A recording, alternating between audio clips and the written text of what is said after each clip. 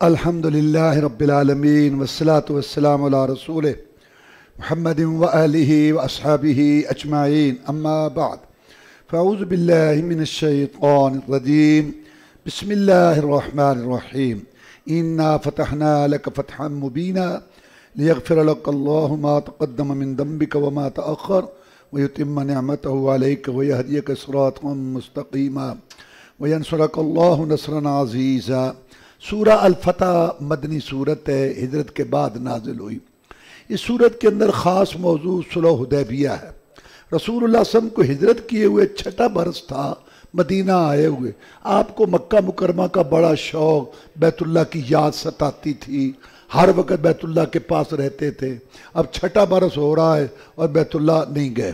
ادھر سے خواب آیا، آپ نے اپنے ساتھیوں کو کہا چلو عمرہ کرنے چلے۔ 1400 صحابہ کو لے کے آپ چلے۔ جب مکہ کے قریب پہنچے حدیبیہ نامی جگہ پر، جس کو آج کل شمیسی کہتے ہیں، تو مکہ والوں کو پتہ چلا تو انہوں نے آگے سے معارضہ کیا کہ ہم محمد صلی اللہ علیہ وسلم کو داخل نہیں ہونے دیں گے، ہماری یہ بے عزتی ہے اگر محمد مکہ میں آ جائے، صلی اللہ علیہ وسلم داخل ہو جائے۔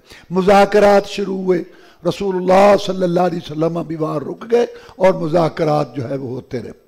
مذاکرات کے سلسلہ میں آپ نے جناب عثمان رضی اللہ تعالیٰ کو مکہ بھیجا کہ مکہ والوں کو یہ یقین دلاؤ ہم لڑنے کے لیے نہیں آئے، عمرہ کرنے کے لیے آئے ہیں اور ہمیں اجازت دو آنے کی۔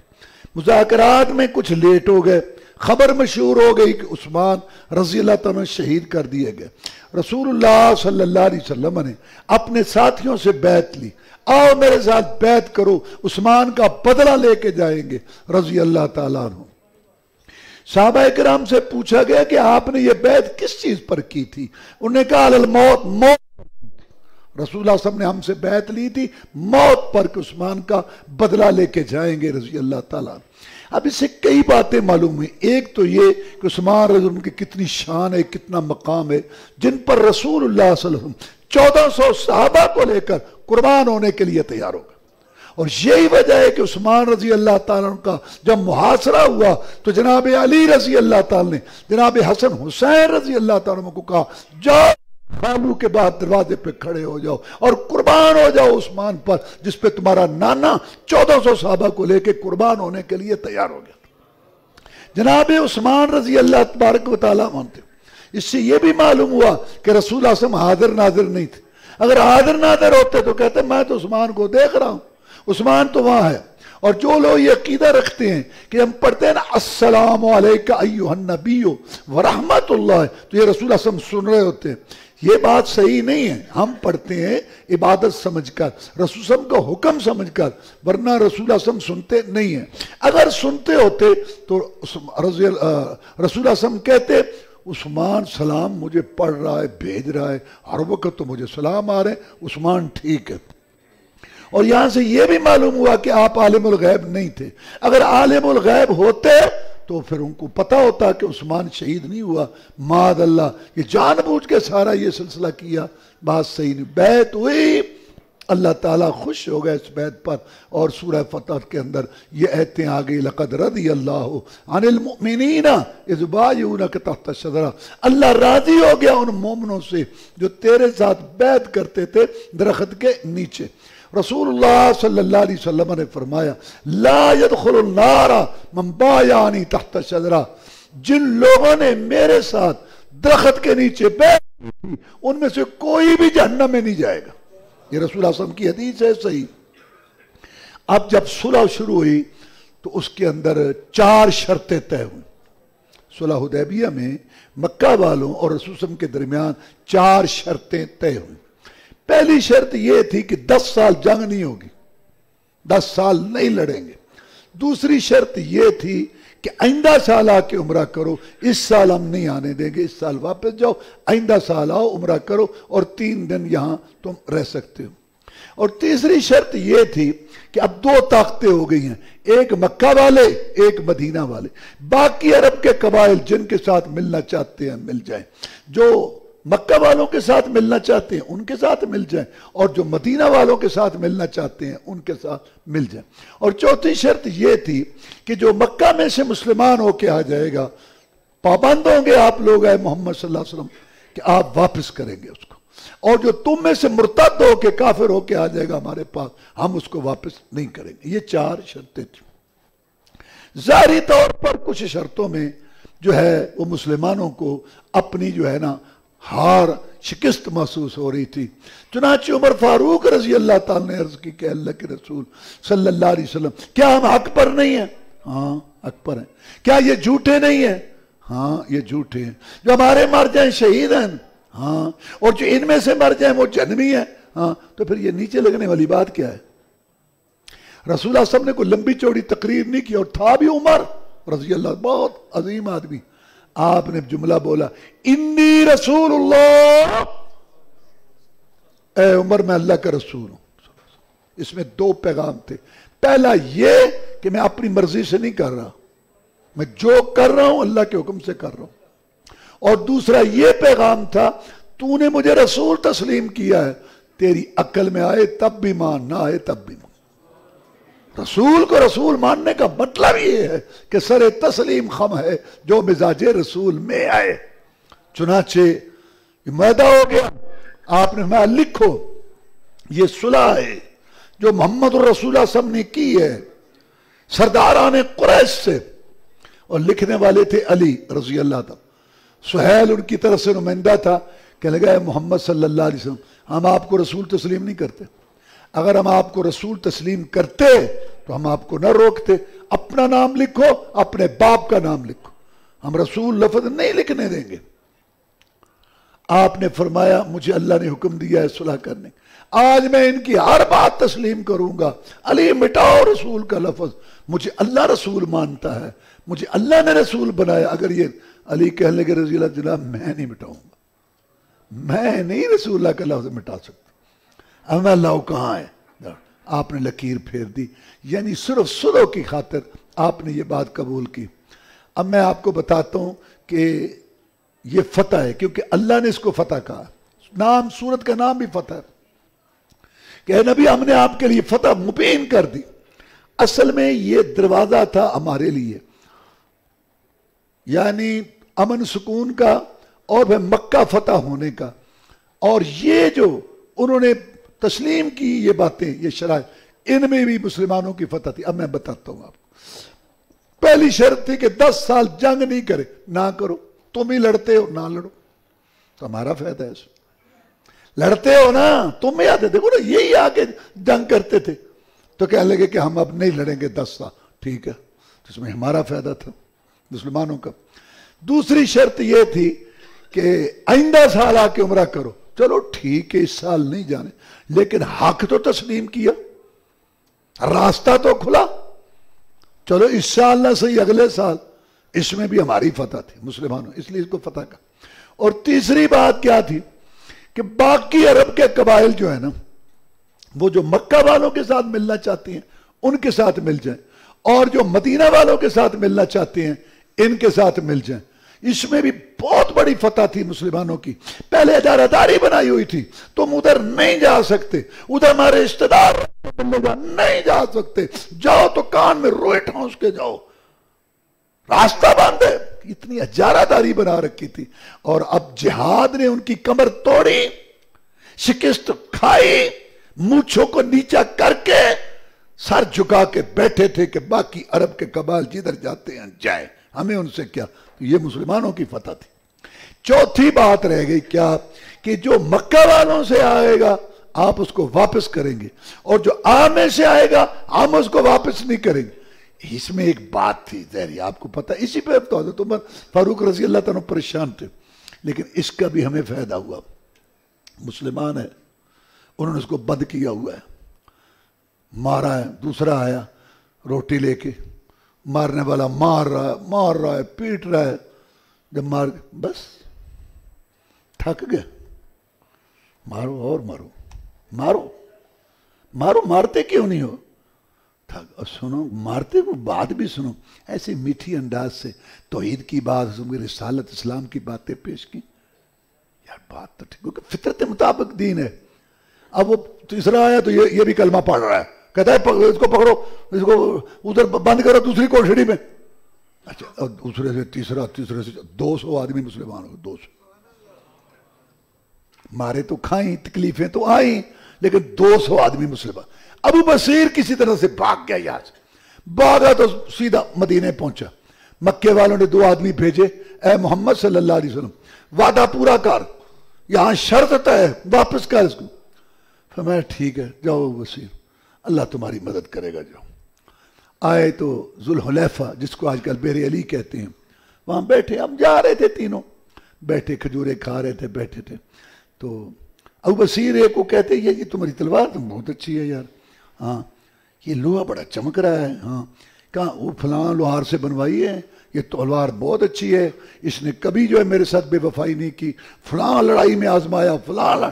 हाँ मैं भी कह रहा था, ऐसी तलवार जिसकी ऐसी धार हो, देखी नहीं आता उसकी जो बातें। अच्छा आदमी, ये भी बड़ा मसला है, खुशामद हो ना तो फिर ऐसे बड़े, ये हुक्मरानों को यही मसला है, लोग बात का खुशामद को फूटे भुगाने बन जाते, फिर पट जाते थे।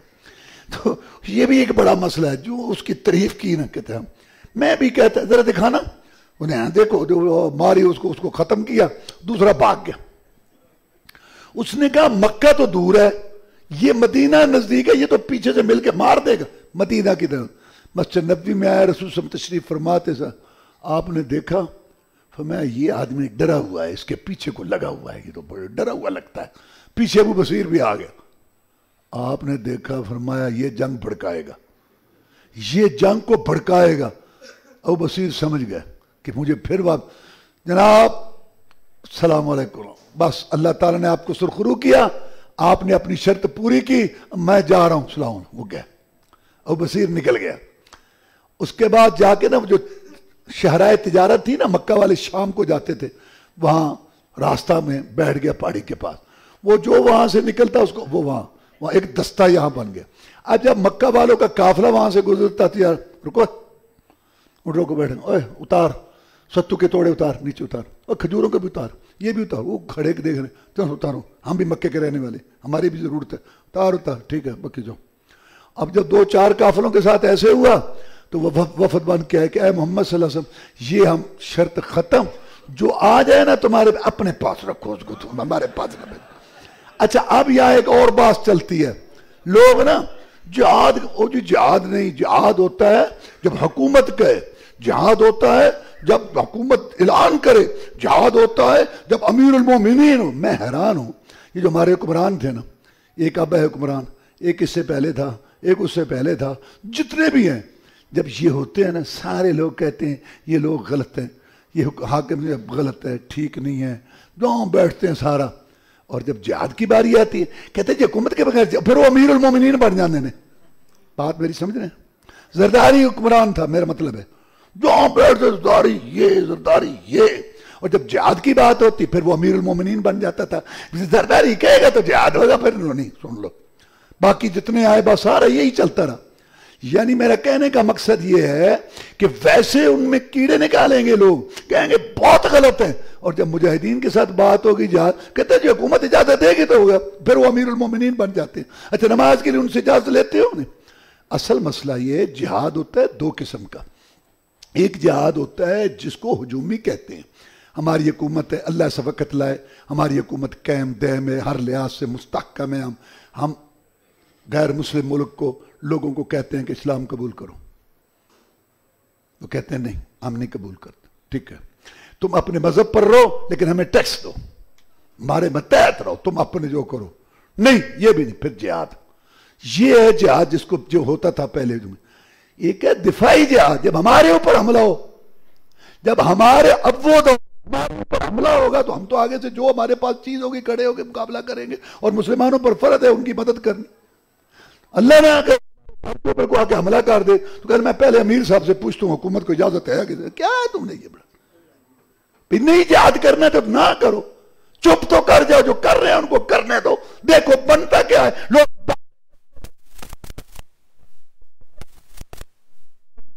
पार किया आखिरी जर्नल ने, लोग बातें पता उस वक्त चला कि दुनिया का आलमी जगह 100 मुल्क लेके आने वाला, रात को लाइटें बंद करके भागा, तुमसे दुआ ही नहीं हो सकती, नहीं तो चुप हो,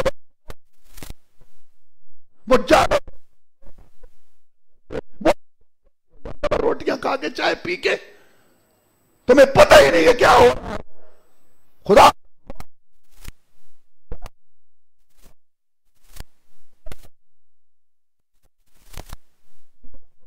نہیں کرتے. نماز میں تو نہیں کہا ملامت ہوتی ہے, روزے میں, جہاد میں کہا. جب جہاد صورتوں میں جہاد کا ذکر ہے, میرے بھائیوں وہ جہاد جو دفاعی ہے آگے سے ہمارے اوپر آ گئے, اس میں شرائط نہیں ہوگی. شرطیں اتنی لگاتے ہیں جہاد کے لیے, نہ 9 من تیل ہوگا, نہ رادھا ناچے گی, نہ شرطیں پوری ہوں گی, نہ شیخ الاسلام پر جہاد فرض ہوگا. خدا یہ جو تھوڑے تھوڑے ٹمٹماتے چراغ ہیں دنیا میں, انہوں نے جگوں کو روک رکھا ہے.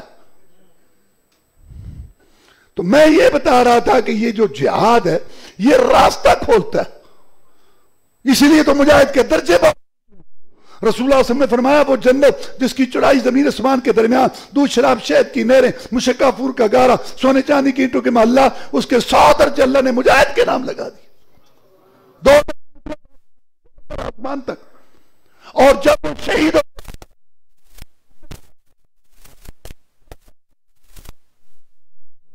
میرا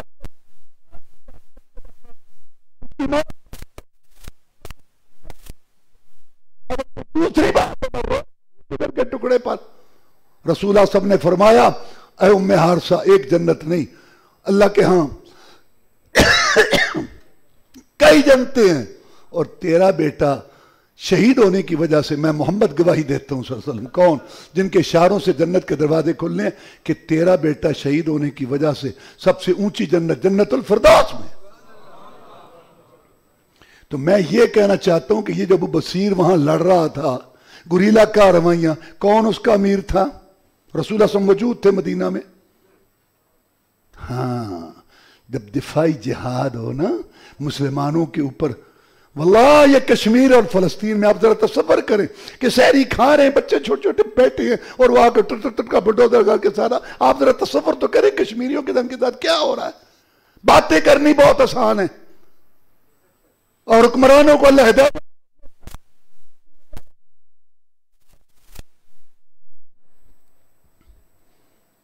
یہ ظلم ستم کے دور میں وہ شرطیں نہیں ہیں, جو بھی ہو سکتا ہے آگے سے ان کو پڑھ جاؤ.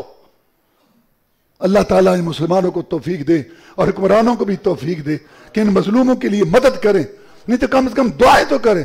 کچھ نہیں ہوتا چپ ہی کر جائیں.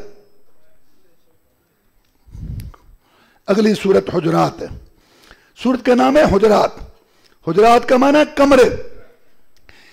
رسول اللہ صلی اللہ علیہ وسلم جن کمروں میں رہتے تھے نا اپنی بیویوں کے ساتھ, ظاہری لحاظ سے تو ان حجرات میں کوئی کشش نہیں تھی, رقبہ بھی تھوڑا, چھتیں بھی نیچی, اور کھجور کی ٹہنیوں کی چھتیں, اندر سے دھوپ بھی آتی تھی, بارش سے بھی بچاؤ کوئی نہیں تھا.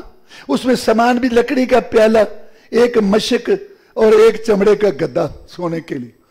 کوئی پرکشش نہیں تھے, لیکن جبریل کے پھیرے لگنے کی وجہ سے آسمانوں کے مہمان اور ان کے رہنے کی وجہ سے ان حجرات کا بڑا مقام تھا. اس لیے سورت کا نام حجرات. بنو امیہ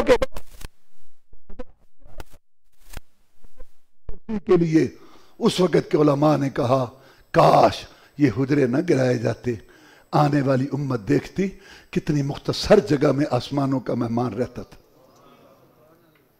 اس سورت کے اندر اللہ نے اخلاق اور آداب بیان فرمائے. اپنا ادب, اپنے پیغمبر کا ادب, مسلمانوں کا ادب, اسلامی معاشرہ کا ادب, عام انسانوں کا احترام. اخلاق اور آداب کی صورت ہے.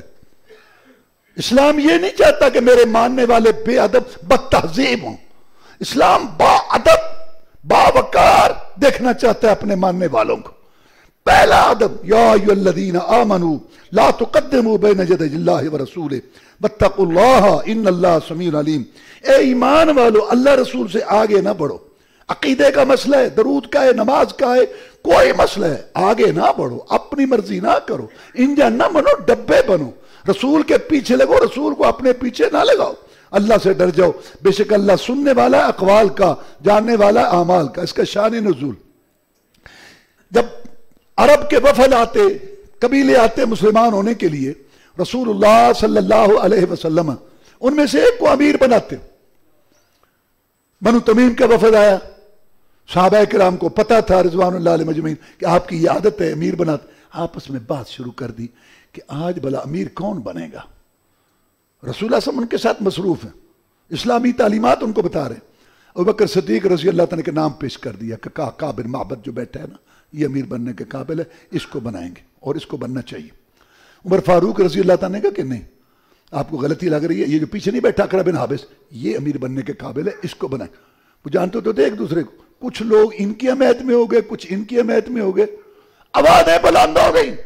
اللہ نے آیت اتاری، یا ایھا الذین آمنوا لا تقدموا بین یدی اللہ ورسولہ، ایمان والو اللہ رسول سے آگے نہ بڑھو۔ جب امیر کا فیصلہ اللہ نے نہیں کیا، رسول نے نہیں بتایا، کون ہو تم؟ کیا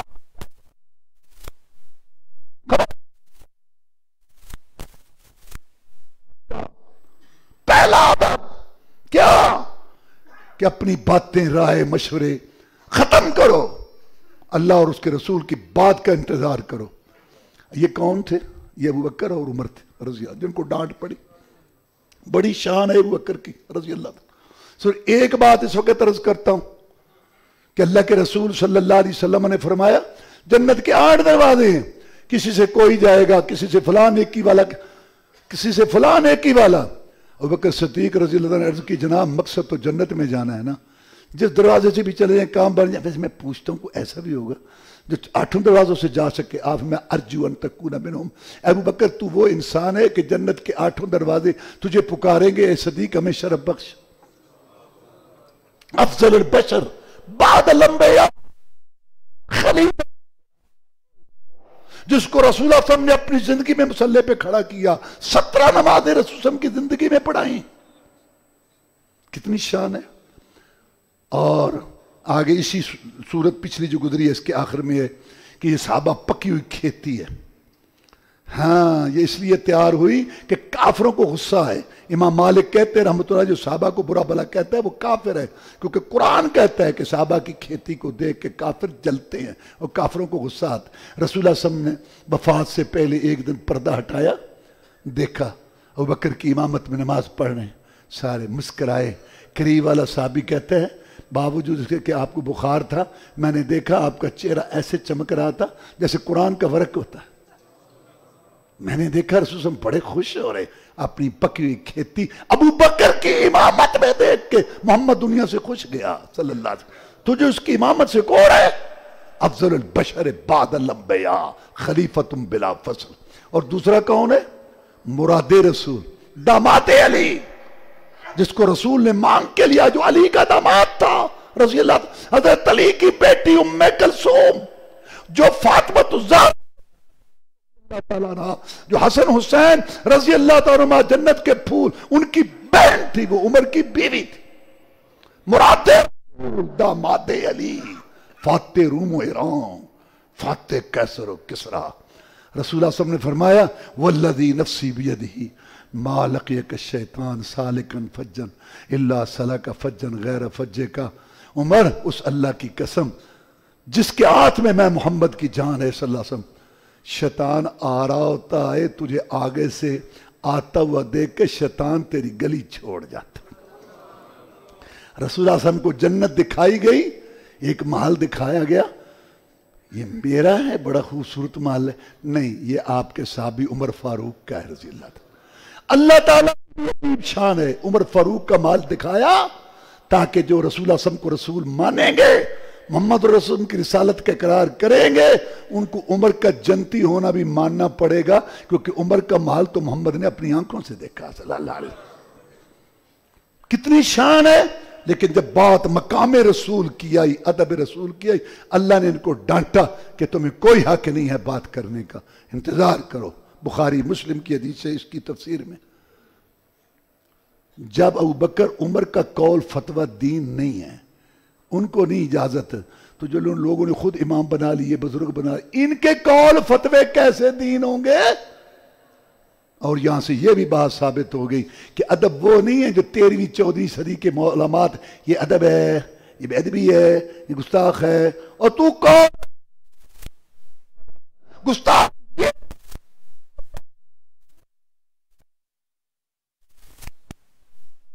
کی بات سوسائٹی کے تقاضا، امام کا قول، مفتی کا فتویٰ، پیر مرشد کا ارشاد، بیوی کا نخرہ، بیٹے کی ادا، دوست کی فرمائش، سوسائٹی کے تقاضے، دنیا کے سارے مفادات کو پیچھے کرے، اللہ رسول کی بات کو آگے کرے، یہ ادب ہے، یہ ادب والا ہے۔ اور جو رسول اللہ صلی اللہ علیہ وسلم کی حدیث سن کے اگرچہ مگرچہ چونکہ چنانچہ امام کے قول، مفتی کے فتوے، پیر مرشد کے ارشاد، سوسائٹی کے تقاضے، دادی اماں، نانی اماں، علاقے کی بات کے پیچھے حدیث سنت کو پیچھے کرے، سب سے بڑا بے ادب گستاخ یہ ہے، جس کو اللہ کہے گستاخ اور جس کو رسول صلی اللہ علیہ وسلم گستاخ۔ کسی کے کہنے سے کوئی گستاخ نہیں بنتا، نہ بے ادب بنتا ہے۔ آگے کچھ لوگ آئے دوپہر کے ٹائم، رسول اللہ صلی اللہ علیہ وسلم لوگوں کو سمجھاتے تھے، آخر انسان سمجھایا بیٹھا، اگر دوپہر میں گھر جاتے تھے آرام کے، وہ آ گئے دیہاتی قسم کے لوگ، یا محمد بارا، او محمد با، اللہ کو بڑا غصہ، اللہ نے فرمایا ان الذین ینادونک من وراء الحجرات اکثرهم لا یعقلون، یہ تجھے باہر سے پکار رہے ہیں، یہ بے وقوف ہیں، ولو انہم صبروا، اگر صبر کر لیتے حتی تخرج الیہم، حتی کہ آپ ان کے پاس آتے، یہ بات بہتر تھی۔ ادب سکھائے، آرام سے بیٹھ جاؤ، رسول اللہ صلی اللہ علیہ وسلم گھر سے تشریف لائیں گے، ان سے ملو۔ اور یا محمد تو اللہ نے نہیں کہا قرآن میں، تم کیوں کہتے ہو؟ اللہ تعالیٰ نے رسول کہہ کے پکارا، یا ایھا الرسول یا ایھا النبی، اسو یا محمد کہنا ہے، انہیں سڑ دیا رہنا ہے، سڑو تجھی، اللہ نے نہیں کہا یا محمد، تم کہتے ہو، اللہ نے ان کو بے وقوف کہا۔ اگلا ادب، یا ایھا الذین آمنوا ان جاءکم فاسق بنبأ فتبینوا ان تصیبوا قوما بجہالۃ فتصبحوا علی ما فعلتم نادمین۔ ایمان والو جب کوئی خبر آئے تو تحقیق کر لیا کرو، ایسے نہ جلدی۔ واللہ ہم اللہ رسول کی باتوں پر عمل کریں، اللہ کی قسم آخرت بھی بنے گی، دنیا بھی پرسکون ہوگی۔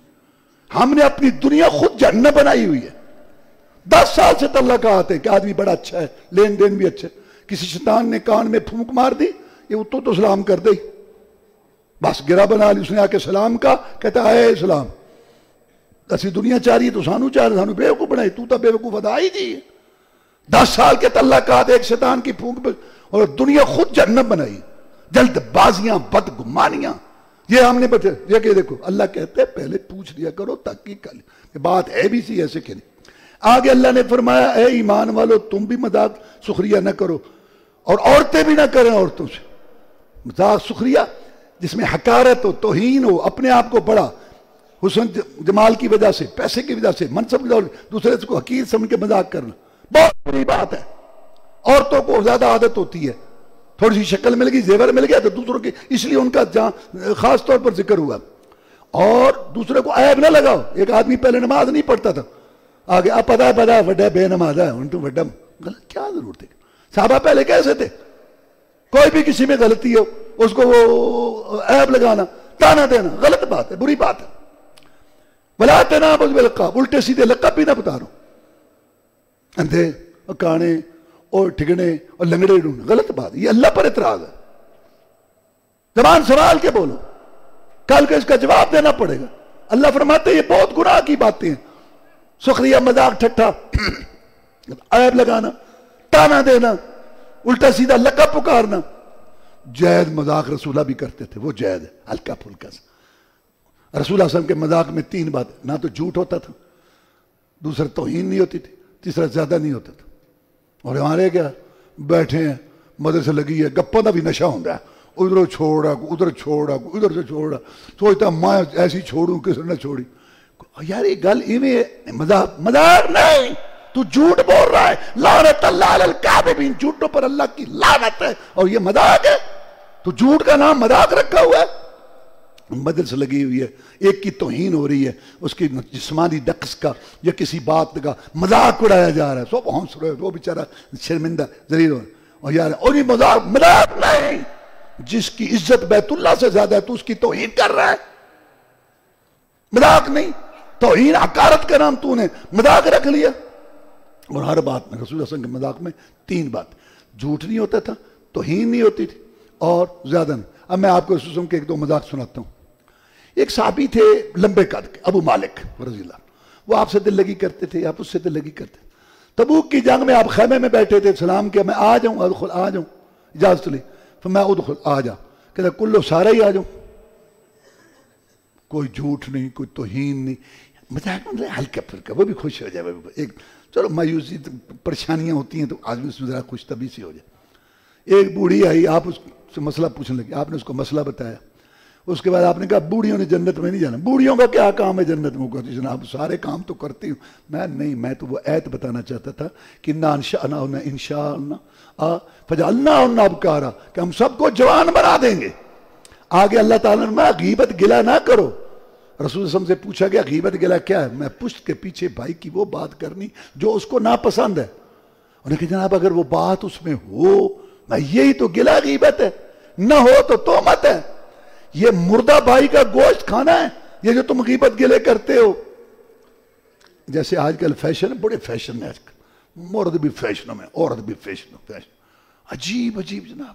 یہ بیوٹی پارلر بنے ہوئے ہیں، وہاں جناب بکنگ ہوتی ہے، باری نہیں آتی۔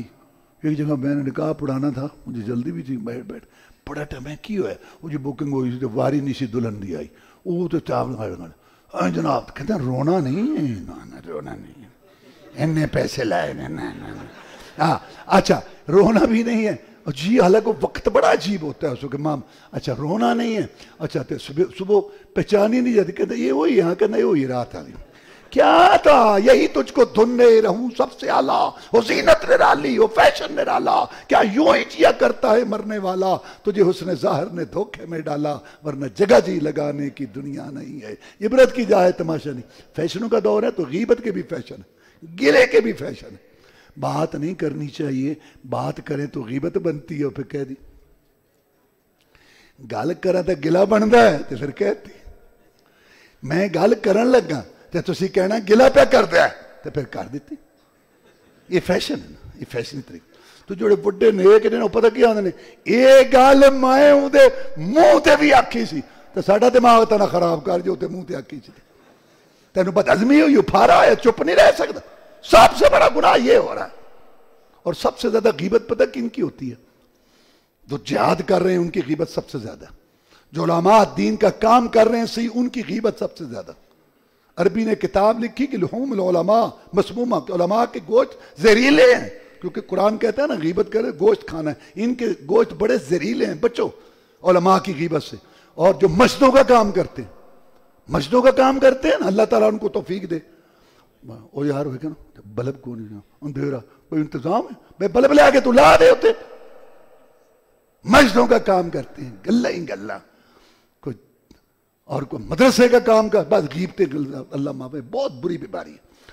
آخر میں سورۃ کے آخر میں اللہ نے ایک بات بیان کی، وہ یہ کوئی دیہاتی قسم کے لوگ آئے، قالت الاعراب آمنا قل لم تؤمنوا ولکن قولوا اسلمنا۔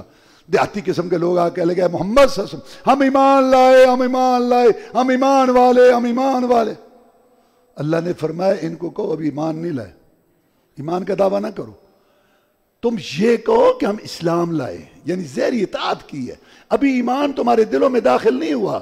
اور پھر ان کو بتا کہ مومن کون ہے، انما المؤمنون الذین آمنوا باللہ ورسولہ ثم لم یرتابوا وجاہدوا باموالہم وانفسہم فی سبیل اللہ اولئک هم الصادقون۔ مومن صرف وہ لوگ ہیں جو ایک اللہ پر ایمان لائے، اس کے رسول پر ایمان لائے، پھر شک نہیں کیا۔ قرآن حدیث میں دین پر شک نہیں ہونا چاہیے۔ وَيَسْتَنبِئُونَكَ حَقٌّ هُوَ قُلْ اِی وَرَبِّی إِنَّهُ لَحَقٌّ۔ اے محمد صلی اللہ علیہ وسلم تجھ سے پوچھتے ہیں کہ کیا یہ حق ہے جو تو پیش کر رہا ہے؟ بابا غلط ہے، پردادا غلط ہے، اڑوس پڑوس والے غلط ہے، یہودی غلط ہے، عیسائی غلط ہے، ہم بیت اللہ بنانے، تو ایک اکیلا ٹھیک ہے؟ علیحدہ ہی بات تو نے شروع کر دی۔ تجھ سے پوچھتے ہیں کہ کیا یہی حق ہے؟ قل ای وربی انہ الحق، میرے پیغمبر قسم اٹھا کے کہہ دے کہ اللہ کی قسم یہی حق ہے جو میں پیش کر رہا ہوں۔ کوئی مانے اس کی مرضی، نہ مان، شک شبہ نہیں ہونا چاہیے۔